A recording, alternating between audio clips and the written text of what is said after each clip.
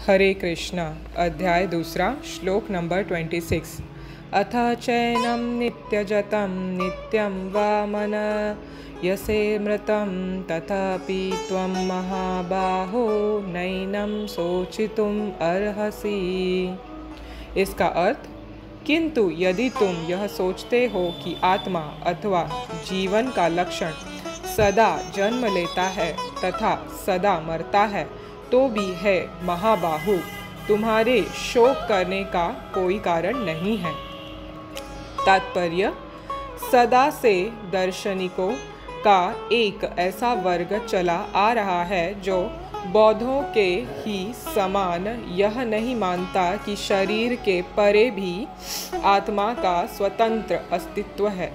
ऐसा प्रतीत होता है कि जब भगवान कृष्ण ने भगवद गीता का उपदेश दिया तो ऐसे दार्शनिक विद्यमान थे और लोकायतिक तथा वैभाषिक नाम से जाने जाते थे।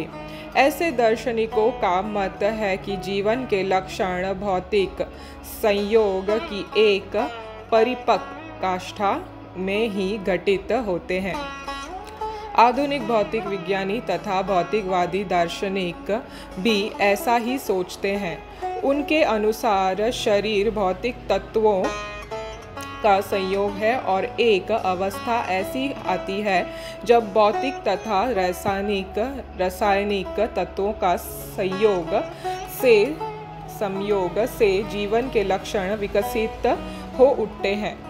मृत्युत्व विज्ञान इसी दर्शन पर आधारित है। संप्रति अनेक छद्म धर्म जिनका अमेरिका में प्रचार हो रहा है, इसी दर्शन का पालन करते हैं और साथ ही शून्यवादी अभक्त बौद्धों का अनुसरण करते हैं।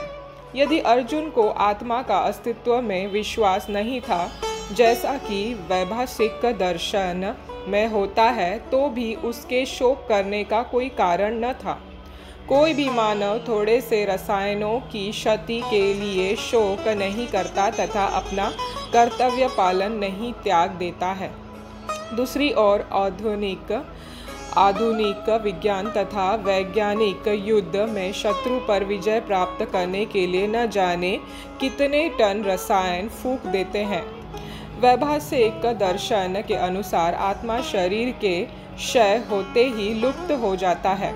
अतः प्रत्येक दशा में चाहे अर्जुन इस वैदिक मान्यता को स्वीकार करता कि अणु आत्मा का अस्तित्व है या कि वह आत्मा के अस्तित्व को स्वीकार नहीं करता, उसके लिए शोक करने का कोई कारण न था। इस सिद्धांत के अनुसार चूंकि पदार्थ से प्रत्येक क्षण असंख्य जीव उत्पन्न होते हैं और नष्ट होते रहते हैं, अतः ऐसी घटनाओं के लिए शोक करने की कोई आवश्यकता नहीं है। यदि आत्मा का पुनर्जन्म नहीं होता तो अर्जुन को अपने पितामह तथा गुरु के वध करने के पाप फलों से डरने का कोई कारण न था। किंतु साथ ही कृष्णा ने अर्जुन को व्यंग पूर्वक महाबाहु कहकर संबोधित किया, क्योंकि उसे वैभाषिक सिद्धांत स्वीकार नहीं था जो वैदिक ज्ञान के प्रतिकूल है। क्षत्रिय होने के नाते अर्जुन का संबंध वैदिक संस्कृति से था और वैदिक सिद्धांतों का पालन करते रहना ही उसके लिए शोभनीय था। हरे कृष्णा। तो ये था तात्पर्य दोस्तों। तो दोस्तों, इस श्लोक में भगवान ने हमको बहुत इम्पोर्टेंट सूचित किया है। जो फिलोसोफर जो उस टाइम पे, मतलब भगवद गीता जब भगवान ने बताई थी अर्जुन को, उस टाइम पे भी ऐसे फिलोसोफर्स एग्जिस्ट करते थे जिनको लोकायतास और वैभाषिकास कहते थे, और बौद्ध इस पे सेक्ट पे वो जीते थे।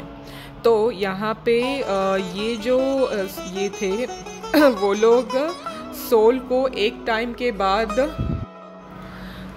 लाइफ सिम्टम दिखने की बात कहते थे, और ये भी कहते थे कुछ उनमें से कि सोल, जब शरीर लुप्त हो जाता है तो सोल भी उसके साथ, मतलब आत्मा भी शरीर के साथ लुप्त हो जाता है, मतलब मर जाता है। ऐसे सब बातें करते थे। मतलब ये लोग भगवान के टाइम में भी थे, जो भगवान अर्जुन को आगाह कर रहे थे। तो भगवान अर्जुन को यहाँ पे महाबाहु कह रहे थे, तो वो चिढ़ाने के हिसाब से भी कह रहे थे कि तुम महाबाहु हो और इस सोल को रिजेक्ट कर रहे हो और तुम शोक कर रहे हो, जबकि शोक करने का कोई कारण ही नहीं था।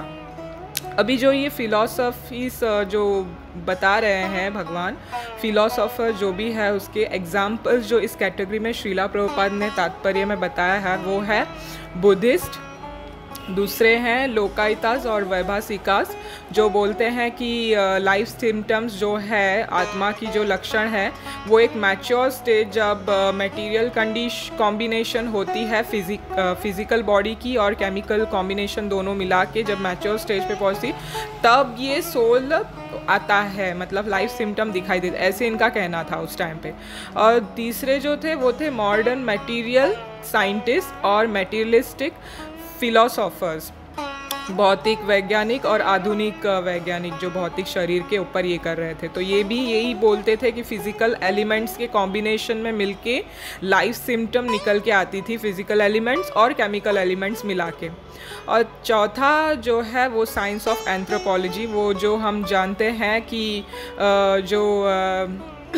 एक फ़िलॉसॉफ़ी बोलते हैं ये लोग कि ह्यूमन बीइंग्स जो साइंस के हिसाब से ह्यूमन बीइंग्स इवोल्यूशन हुआ था हिस्ट्री के हिसाब से होमो सैपियंस से, ये बायोलॉजिकली ये इस चीज़ में बताया गया है एंथ्रोपोलॉजी में। तो ये चीज़ एक है जो श्रीला प्रभुपाद बता रहे हैं, ये लोग ऐसे बोलते थे। और पांचवा जो है वो है सूडो रिलीजियस, मतलब झूठा रिलीजन, प्रिटेंडिस रिलीजन, प्रिटेंड करने वाला रिलीजन। ये भागवतम के फर्स्ट चैप्टर में भी क्लियरली बताया गया है और चैतन्य चरितामृता में भी इसके बारे में बताया है भगवान ने खुद कि प्रिटेंड करने वाले रिलीजियस को छोड़ के जो सनातन धर्म मतलब रियल रिलीजन को जो पकड़ते हैं वही एक्चुअल में काउंट होता है। ये सब इंसान के बने हुए रिलीजन सब नहीं ये होता है, जो यहाँ पे श्रीला प्रभुपाद ने क्लियरली बताया है कि अमेरिका में आजकल ये फैशनेबल चल रही है करेंटली। और जो नॉन डिवोशनल, जो भौतिक नॉन डिवोशनल शून्यवादी नॉन डिवोशनल भौतिक बुद्धिस्ट सेक्ट्स हैं, वो लोग भी ये चीज़ ये करते हैं, खंडित करते हैं कि सोल नहीं है, सिर्फ शरीर होता है और शरीर के ख़त्म होने पे सब खत्म हो जाता है। ऐसे सब ये सब बातें करते हैं जो श्रीला प्रभुपाद ने भगवान के इस श्लोक से हमको बताया है कि ये सब गलत है। खुद भगवान अर्जुन को बताते हैं कि अगर तुम ऐसे भी सोच रहे हो इन लोगों जैसे तो भी कोई हानि नहीं है, तो भी कोई शोक करने की बात नहीं है। मगर महाबाहु कह के लास्ट में भगवान उसको चिढ़ा रहे हैं कि तुम आर्यन हो, आर्यन फैमिली से हो जो वेदांत सूत्र, वैदिक संस्कृति को अपनाता है, उनको आर्यन बोलते हैं, जैसे हमने पहले भी चर्चा किया था इसके ऊपर दोस्तों। तो वैसे ही भगवान बोल रहे हैं तुमको सूट नहीं कर रहा है जो तुम वैदिक विजडम को साइड में रख के इसको तुम आकलन कर रहे हो कि शरीर मरने वाला है मेरे गुरुजन और ये मरेंगे, जबकि ऐसा कुछ नहीं है। तो ये जो लास्ट लाइन है दोस्तों, क्षत्रिय होने के नाते, जो श्रीला प्रभुपाद ने लास्ट तात्पर्य में लाइन जो बताई है वैदिक ज्ञान के प्रतिकूल है, भगवान इसको स्वीकार नहीं करते हैं। और क्षत्रिय होने के नाते अर्जुन का संबंध वैदिक संस्कृति से था और वैदिक सिद्धांतों का पालन करते रहना ही उसके लिए शोभनीय था। तो अभी ये श्रीला प्रभुपाद हमको ये क्यों बता रहे हैं, क्योंकि जो वैदिक, इससे वेदों का जो सार है, जो जानना है, वो लोग नहीं समझ पाते हैं, क्योंकि वेद इतना बड़ा है, इतना ज़्यादा है कि उसको इस जन्म में समझना तो क्या कितने ही जन्म लगे पता नहीं, समझ में नहीं आएगा। और उसको समझना है तो सही जेन्युइन गुरु से ही हमको समझना है, क्योंकि समझने वाले कुछ भी समझ सकते हैं अपने स्वार्थ के लिए। बहुत सारी चीज़ें ऐसे वेदों में भटकाया हुआ है, बताया हुआ है, जो कर्मकांडीज के लिए बहुत मतलब उपयोगी है। उनको अगर बच्चा चाहिए, धन चाहिए, दौलत चाहिए, तो ऐसे उपाय सब उसमें बताए हुए हैं। तो जीव का पूरी तरह से उसमें भ्रमित होना पॉसिबल है, 100% पॉसिबल है। तो जो वेद जो हमारे श्रीमद् भागवतम में जड़ा भारत जो बहुत ही प्रसिद्ध भक्त हैं, उनके कहानी में बताया गया है एक श्लोक में, जहाँ पे जड़ा भारत राजा रघुगण को बताते हैं कि वेदवदी नहीं बनना है, तत्ववदी बनना है।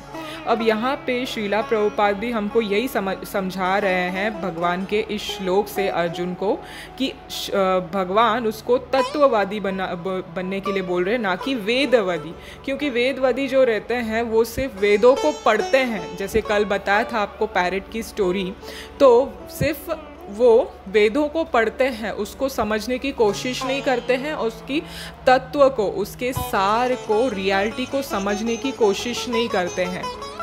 तो 15 चैप्टर में, भगवद गीता के 15 चैप्टर में 15th श्लोक में भगवान खुद अर्जुन को बताते हैं कि वही सब वेदों के सार हैं, वही सब कुछ है, और वेदों का जो अंत है वो स्वयं है, और समझने का भी अर्थ जो है वो भगवान को पाना ही है। तो जो निचोड़ है वेदों का वो भगवान को पाना और भगवान को समझना ही है। वेदांत कृत वेद विदेव चाहम, ऐसे भगवान बताते हैं 15 चैप्टर में 15th श्लोक में।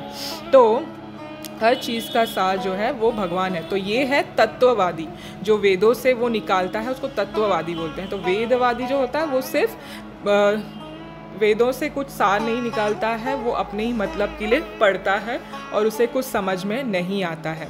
तो ये था सरकाज़म जो भगवान ने अर्जुन को बताया कि तुम फिलॉसॉफिकली ऐसे बात कर रहे हो, आर्यन होके वैदिक विजडम को साइड में रख के ये फिलॉसॉफी बात कर रहे हो तुम, और तो भी अगर कर रहे हो तो चिंता करने की कोई बात नहीं है करके। तो ऐसे इस श्लोक का मतलब है दोस्तों। हरे कृष्ण कृष्ण कृष्ण हरे हरे, हरे राम राम राम हरे हरे। श्री कृष्ण भगवान की जय, श्रीला प्रभुपाद की जय।